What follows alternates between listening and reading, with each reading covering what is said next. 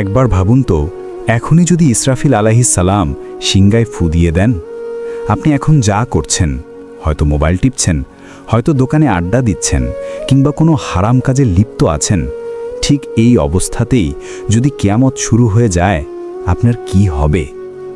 আমরা ভাবছি কিয়ামত অনেক দূরে, এখনো অনেক সময় বাকি, আগে ক্যারিয়ার করি, বাড়ি করি, গাড়ি করি, তারপর না হয় তওবা করব।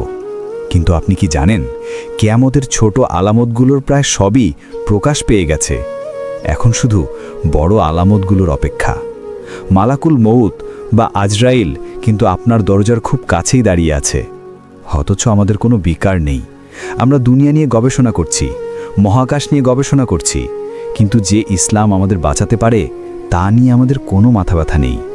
আমরা কি এভাবেই ধ্বংস হয়ে যাব, নাকি এখনো ফেরার সময় আছে? আসসালামু আলাইকুম।